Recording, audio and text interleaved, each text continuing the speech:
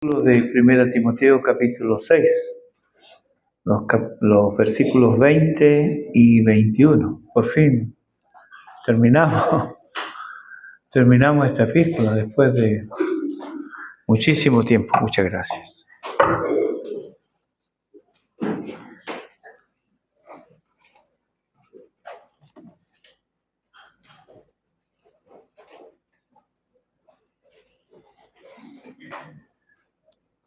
Buenos días, adelante.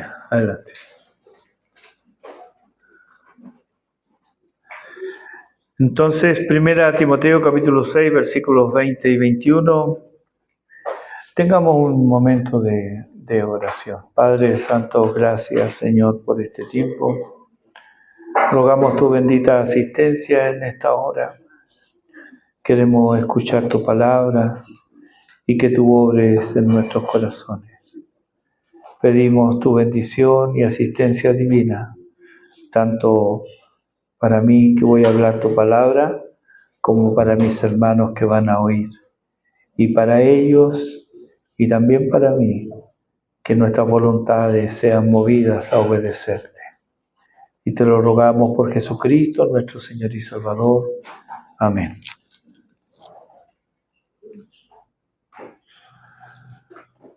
Entonces, 1 Timoteo capítulo 6, versículos 20 y 21. Oh Timoteo, guarda lo que se te ha encomendado, evitando las profanas pláticas sobre cosas vanas y los argumentos de la falsamente llamada ciencia, la cual profesando algunos se desviaron de la fe. La gracia sea contigo. Amén. Guarda lo valioso. Todos cuidamos las cosas valiosas. No todos cuidamos las mismas cosas, porque no todos le asignamos el mismo valor a las mismas cosas. Pero aquello que atesoramos, eso lo cuidamos. A veces, la ignorancia de lo valioso hace que lo descuidemos. Pero una vez que sabemos del valor, que estamos seguros de su valor, ahí cambia nuestro compromiso con esa cosa. Y hay cosas que apreciamos cuando las perdemos. Ahí lloramos la pérdida. Y más todavía si antes no le asignábamos valor. Es algo que se ve muchas veces en un momento muy triste ante el féretro de un padre, de una madre. Esta es una buena advertencia para todos y en todos los niveles, pues lo que Dios ha dado, Él también tiene el derecho a quitarlo. Job, capítulo 1, versículo 21, dice: Jehová dio y Jehová quitó, sea el nombre de Jehová bendito. Y aunque aquí se refiere a dones materiales, hijos incluidos.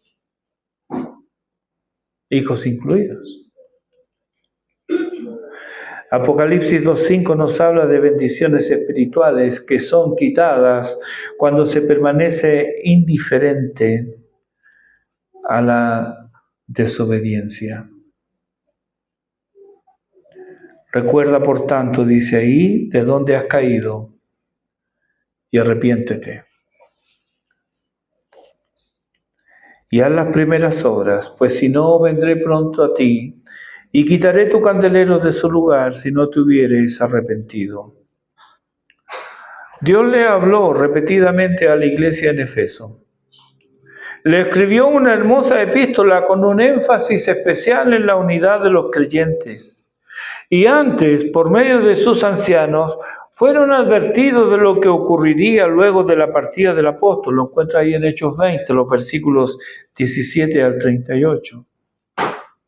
Pablo llama, antes de salir, sabiendo que ya no iba a volver más por ahí, y llama a los ancianos de Éfeso y se reúne con ellos en las playas de Mileto. Y finalmente, la última escritura canónica, Apocalipsis, tenemos esta advertencia y reprensión, lo que leímos recién de Apocalipsis 2:5.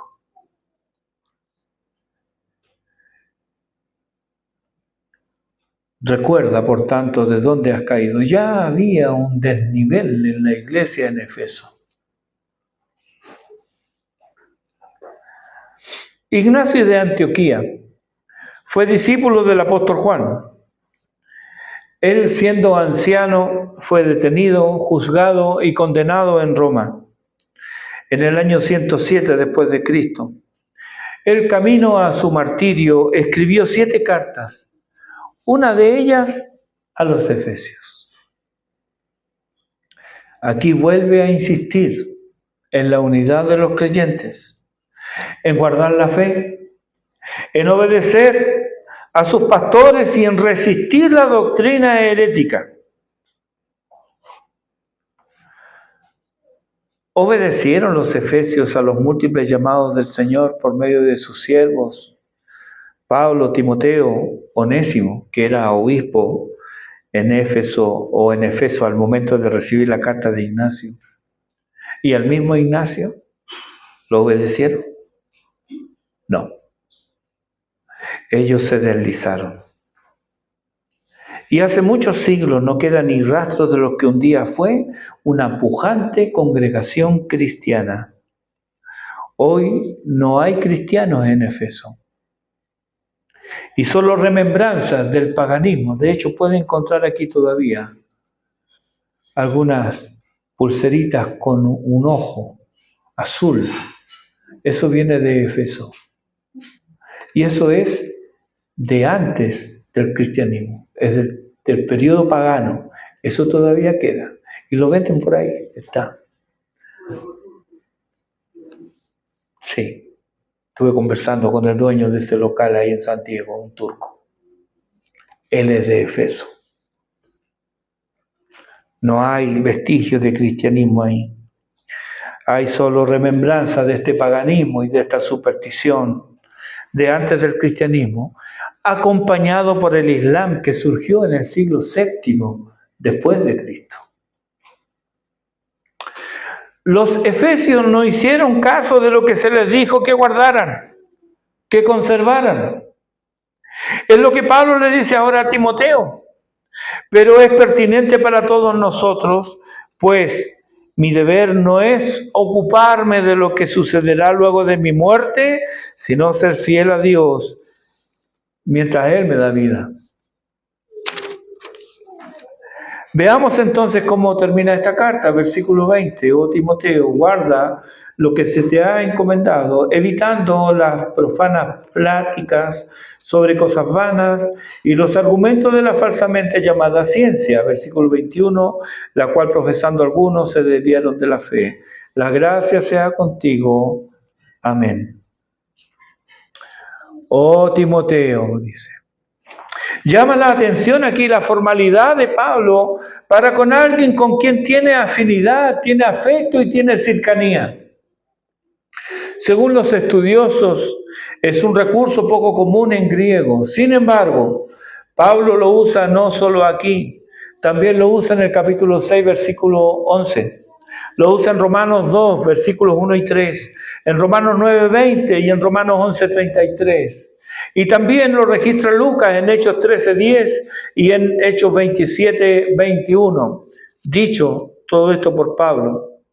Y en todos estos casos, Pablo lo usa como un llamado de atención cargado de solemnidad. Cuando él quería ser solemne, él decía, oh, hombre, oh Timoteo, oh hermano. Si a esto unimos el nombre propio Timoteo y no una expresión cariñosa que él también ha usado como verdadero hijo o hijo amado. Aquí entonces tenemos la carga especial que Pablo quiere transmitir, no sin antes traer a la memoria, tal vez a la memoria de Timoteo, el significado de su nombre. Qué importante es esto. ¿Qué significa Timoteo? el que honra a Dios. Los padres antes le ponían a los hijos nombre por el significado que tenía el nombre, sobre todo en las iglesias evangélicas. De ahí mi nombre. Y a veces pienso lo que él significa. Y quiero honrar eso. Fue el deseo de mis padres cuando me pusieron ese nombre. Pero se ha transformado en mi deseo. Ser un joven, un siervo.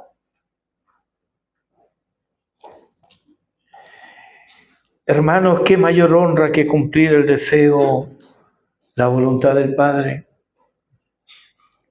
Recordemos aquí la palabra de Malaquías 1:6. El Hijo honra al Padre y el siervo a su Señor. Si pues soy yo Padre, ¿dónde está mi honra? Y si soy Señor, ¿dónde está mi temor? Dice Jehová de los ejércitos, a vosotros, oh sacerdotes. Aquí la carga de solemnidad, del llamado de atención. ¿Dónde está mi temor? Dice Jehová de los ejércitos, a vosotros, oh sacerdotes, que menospreciáis mi nombre. Hazle honor a tu nombre, Timoteo. ¿Cómo? Guarda lo que se te ha encomendado. ¿Qué es lo que se le ha encomendado? ¿Qué es tan precioso que merece una atención especial? Pablo, en la segunda epístola, le escribe aquí a Timoteo, capítulo 1, versículos 9 al 11, sobre la esencia del Evangelio, del cual dice en el versículo 11, yo fui constituido predicador, apóstol y maestro a los gentiles. Luego en el versículo 14 nos da la clave para entender el encargo. Le dice, guarda el buen depósito por el Espíritu Santo que mora en nosotros. Lo que él debe guardar con toda diligencia y esmero es el Evangelio de salvación, la sana doctrina. Versículo 13, retén la forma de las sanas palabras que de mí oíste en la fe y el amor que es en Cristo Jesús. Esto es algo precioso, valioso, es digno de ser guardado y enseñado. Por eso en 2 Timoteo capítulo 2, versículo 2 le dice, lo que has oído de mí ante muchos testigos, esto encarga a hombres fieles que sean idóneos para enseñar también a otros, 4 generaciones. Lo que has oído de mí, Timoteo, has oído de mí, Timoteo, ante muchos testigos, esto encarga a hombres fieles que sean idóneos para enseñar también a otros, 4 generaciones. Hay un cuidado especial por cuidar, por vigilar. Pero este guardar va más allá de eso. Va más allá de cuidar o vigilar. Tiene que ver también con preservar y con obedecer. O sea, no te conformes con la teoría. Practica lo que aprendes. Practica el Evangelio. Eso es lo que se te ha encomendado. No es lo que tú has inventado. Eso es lo que tú has recibido, no lo que has pensado. No es algo de tu imaginación, es algo revelado en las Escrituras.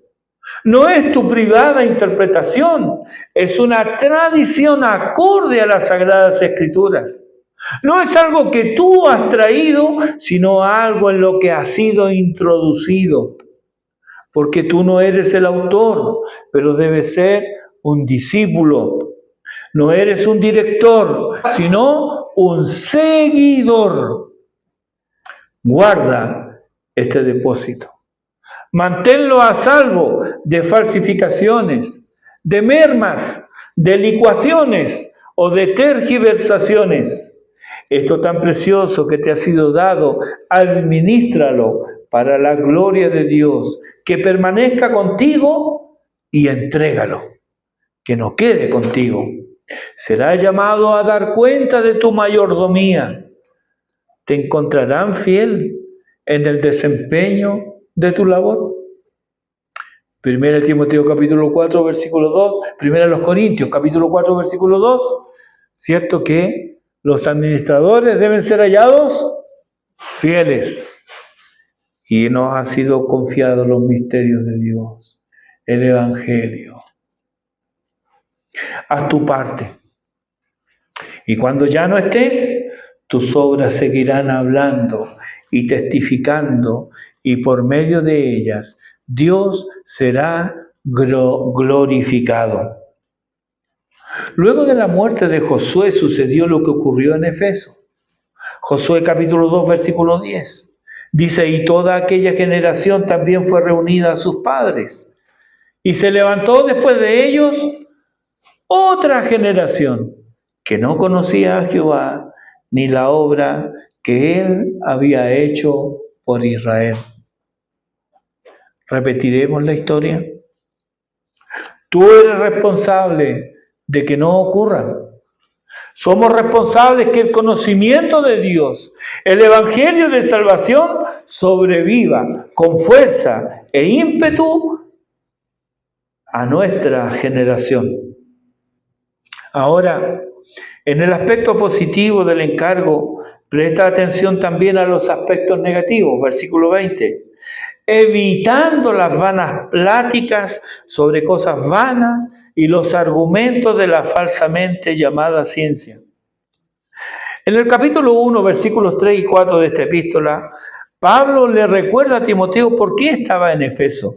Dice, para que mandase a algunos que no enseñen diferente doctrina, ni presten atención a fábulas y genealogías interminables.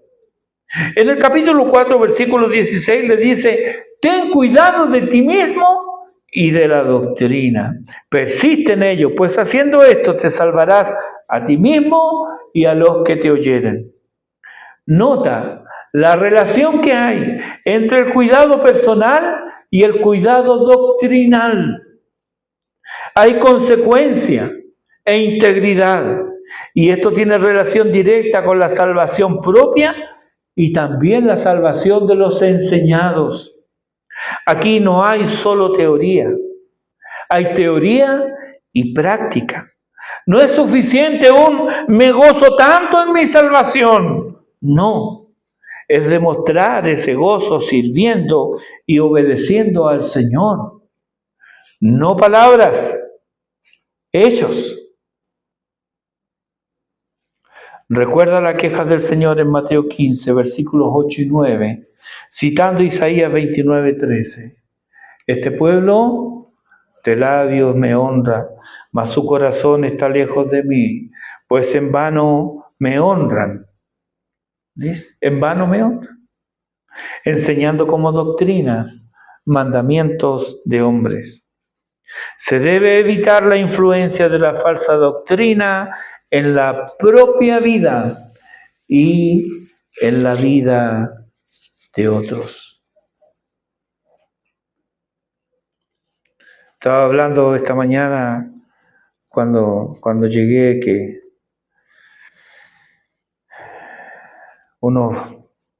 estuve de fiesta anoche.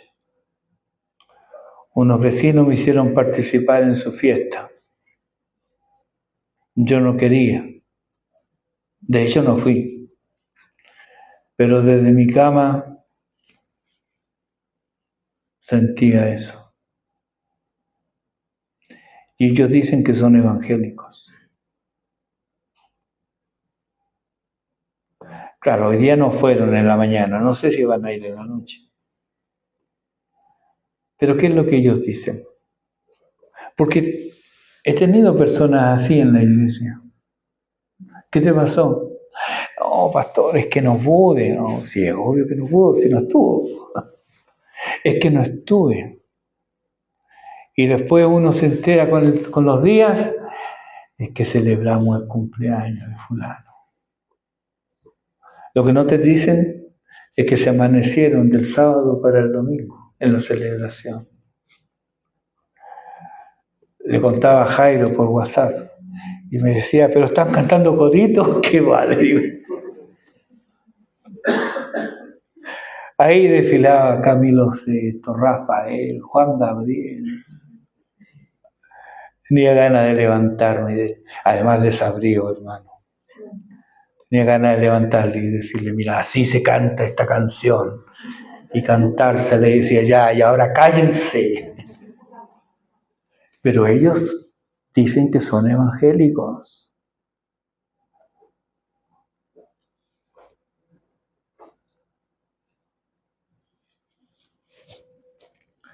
Toda doctrina que opaca la gloria de Dios, que oscurece la obra de Cristo, que ignora la persona de Cristo, que concede al hombre la decisión de arrepentirse y creer a voluntad, que pasa por alto el señorío de Cristo, que ignora las buenas obras luego de la salvación, que confía en ideas humanas y en la fuerza y voluntad del hombre para agradar a Dios, que no hace aborrecer el mal en cualquiera de sus formas, es falsa doctrina y debe ser rechazada.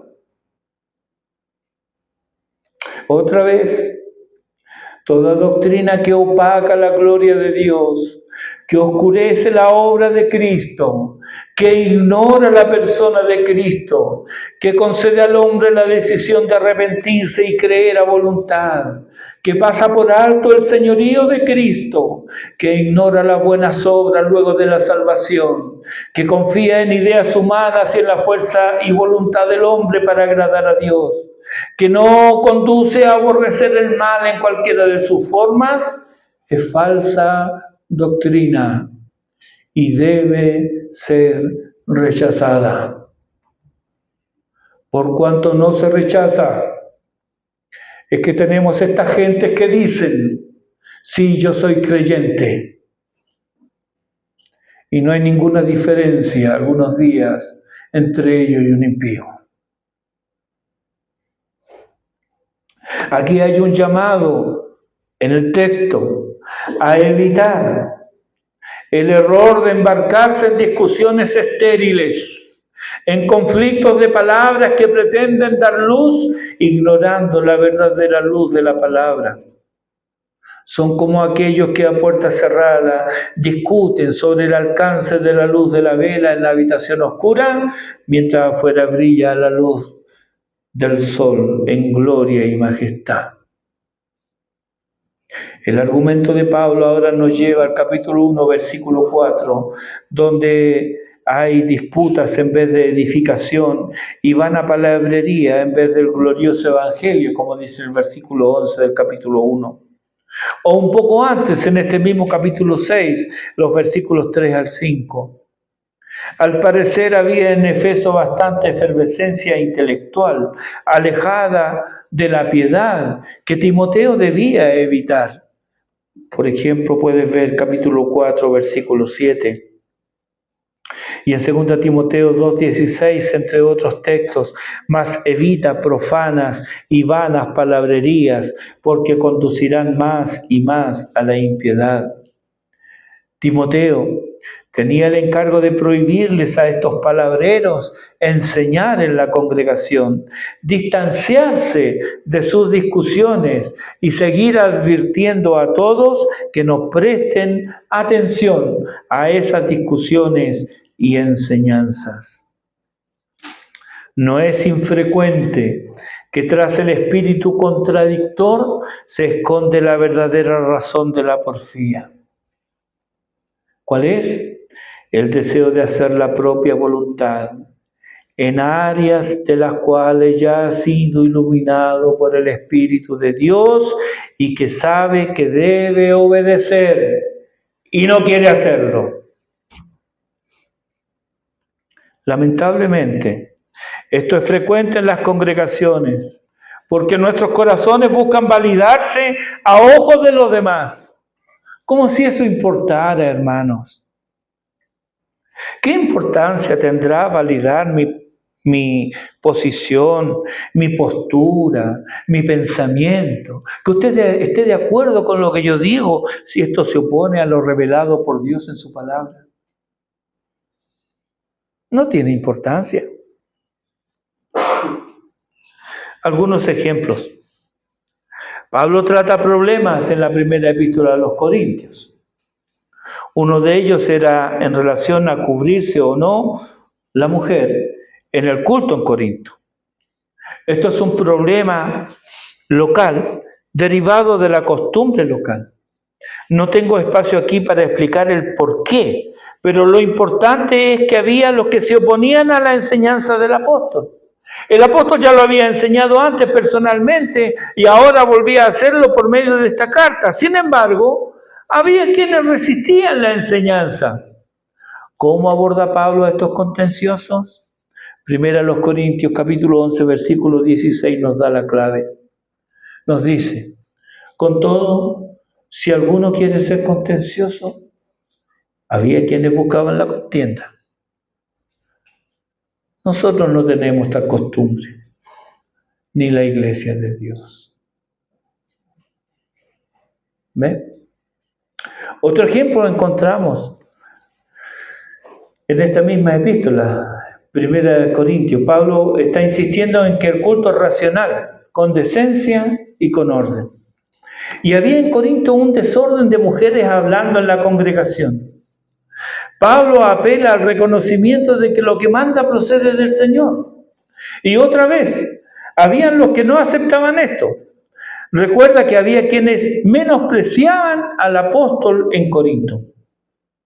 ¿Cómo termina Pablo esta situación? ¿Discutiendo o argumentando ad infinitum? No. A estas contenciosas y contenciosos les dice, capítulo 14, versículo 38, mas el que ignora, ignore.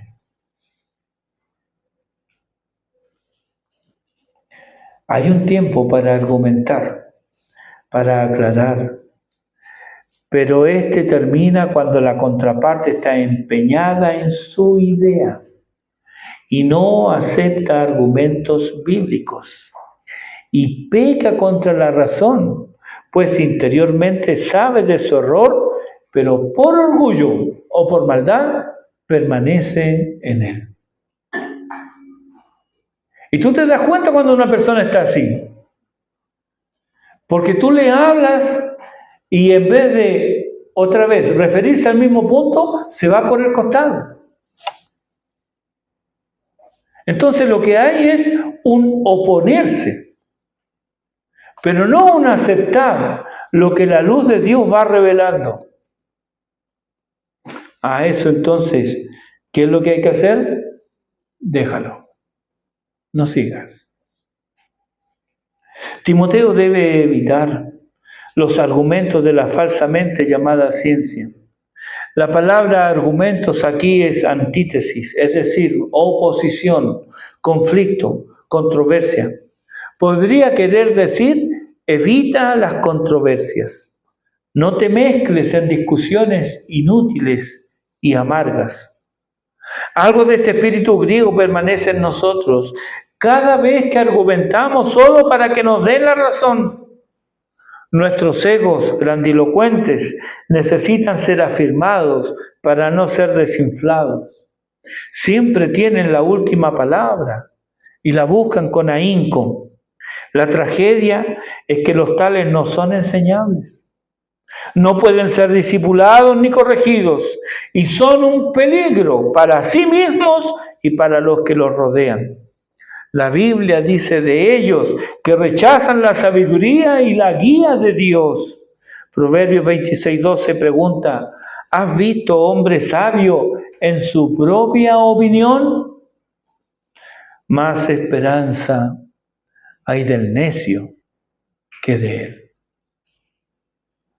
Hermanos, no convirtamos la iglesia del Dios viviente en un campo de batalla de opiniones y discusiones, pues hemos sido llamados para vivir el Evangelio, no para discutirlo.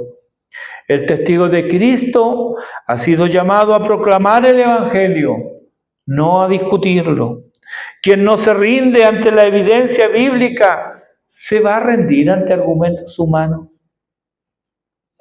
Si a alguien no le bastan las razones que Dios nos da, ¿aceptará tu razonamiento lógico?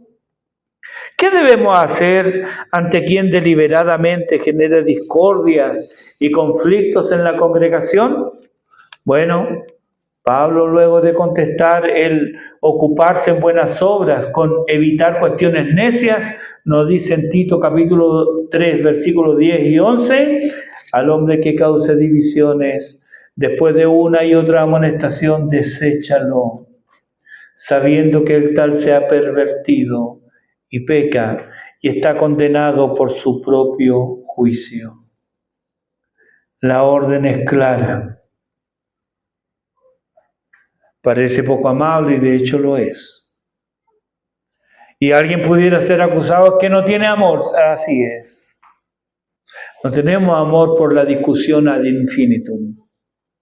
Ahí están los textos. No quieres creer, discute con Dios. Yo no tengo tiempo para discutir contigo. La orden es clara. A pesar de esto, ni aquí hay contención. Se debe amonestar.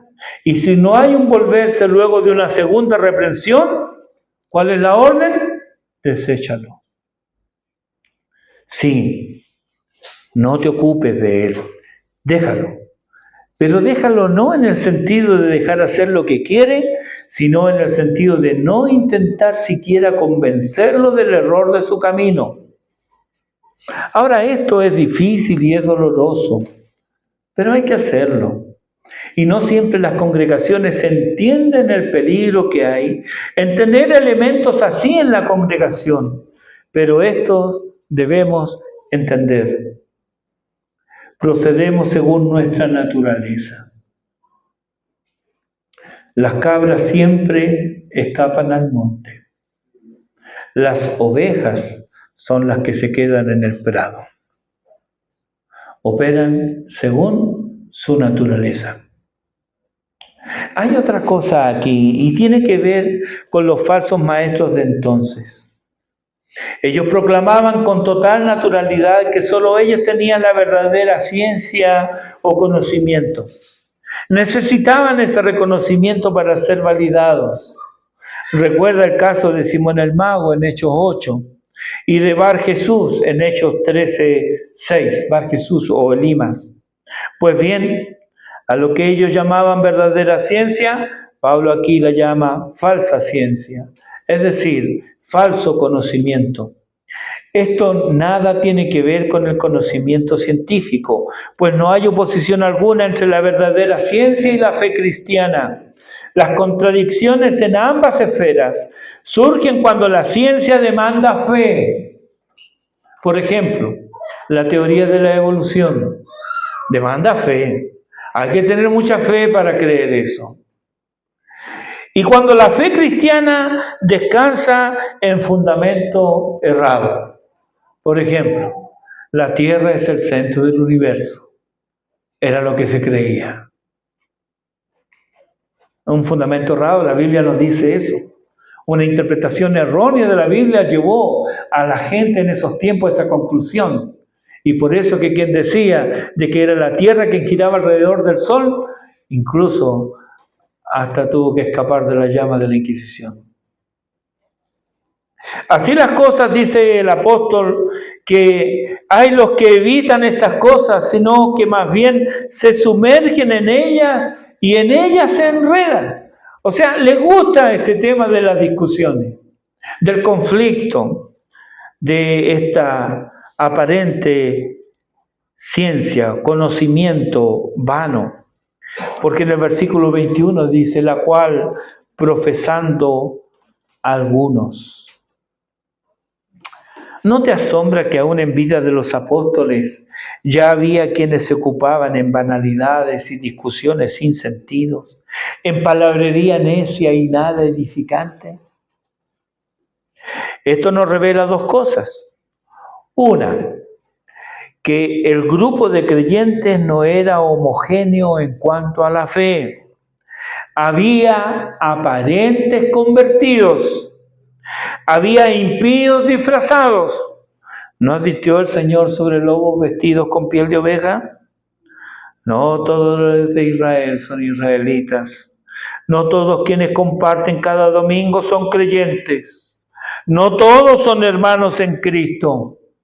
No uses este hermoso sustantivo, hermano, indiscriminadamente. No son todos hermanos. 2. Había verdaderos creyentes, pero muy superficiales. Si la fe viene por el oír palabra de Dios, parece que ya entonces sabían lo que se contentaban con el mínimo conocimiento. Pobres criaturas inconstantes, ignorantes y crédulas. Pablo le dice a los Efesios, otra vez los Efesios, capítulo 4, versículo 14, que ya no seamos niños fluctuantes, llevados por doquiera de todo viento de doctrina, por estratagemas de hombres que para engañar emplean con astucia las artimañas del error. Estos son los que se deslumbran por la simpatía, las palabras y simulación de los falsos hermanos y terminan arrastrados por sus errores. ¿Lo sabrá hoy? Segunda de Pedro capítulo 3, versículo 17 dice: así que vosotros, oh amados, sabiéndolo de antemano, guardaos, no sea que arrastrados por el error de los inicuos, caigáis de vuestra firmeza. ¿Cuál es el peligro de seguir a estos amantes del disenso, embelesados con ir en sentido contrario, siempre con opiniones encontradas y desafiando el liderazgo de la iglesia local? Lo dice el apóstol aquí, se desviaron de la fe, dice Pablo en el último versículo de esta epístola. ¿Lo oyes? Se desviaron de la fe. Dejaron de hacer las primeras obras, Apocalipsis 2:5. Cayeron de la gracia, Gálatas 5:4. Han apagado el Espíritu, 1 Tesalonicenses 5:19. Y han contristado el Espíritu Santo de Dios, Efesios 4:30. Esto para el caso que los que se han desviado sean de la fe. No todos lo son. Puede haber, y de hecho hay, profesiones falsas. Pablo está preocupado por el daño que pueden hacer estos individuos al interior de las congregaciones, sean o no verdaderos creyentes. Sin duda, entre estos habla mezcla de unos y otros, y en algunos casos solo será descubierto lo verdadero cuando el juez aparte la paja del trigo. Pero mientras ambos permanecen en el seno de la iglesia local, harán daño. Pero los que ha descrito, Pablo los ha descrito en esta epístola. Hay 6 referencias a ellos solo en el capítulo 1 y se usa el mismo verbo en el capítulo 1, versículo 6 y en el capítulo 6, versículo 21. Ellos se han extraviado. Ellos se extraviaron de la fe, pero saben dónde se reúne la iglesia y continúan asistiendo a ella, socavando la autoridad de los líderes y minando las defensas de los fieles. Ellos no terminan con la iglesia. La iglesia debe expulsarlos, pero al ser las grietas poco visibles, un poco aquí, otro poco allá, y todo solapado, no hace fácil ni sencilla la labor disciplinaria de la iglesia. En tiempo de Pablo no tenían otro lugar donde ir, porque solo había una iglesia por localidad. Había una iglesia en Efeso, no había más. Esto ha cambiado. Hoy hay mucha oferta. Hay mucha oferta. Y se amontonan maestros para la comezón de oír. Segunda Timoteo 4, versículos 3 y 4 dice, porque vendrá tiempo cuando no sufrirán la sana doctrina, sino que teniendo comezón de oír, se amontonarán maestros conforme a sus propias concupiscencias, y apartarán de la verdad del oído y se volverán a las fábulas. Estos son los tiempos actuales. Aunque los hay, es raro que alguien rompa definitivamente con el cristianismo. Pero salen de las iglesias cuando la doctrina choca frontalmente con sus deseos. Y se van a otra. Y así pasan la vida, de iglesia en iglesia, esparciendo mal olor y dando malos frutos. ¿Estamos libres de actuar así? No. ¿Somos nosotros mejores que ellos? No. Nada hay en nosotros que nos asegure perseverar en la gracia de nuestro Señor y Salvador Jesucristo. Necesitamos la gracia de Dios. Pablo lo sabe. De ahí que se despide, la gracia sea contigo. Amén. La gracia es tuya en Jesucristo. La gracia es tuya obedeciendo su voz. La gracia es manifestación de su misericordia para contigo. La gracia te salva. Por gracia perseveramos. Eres salvo solo por gracia. A Dios sea la gloria. Oremos.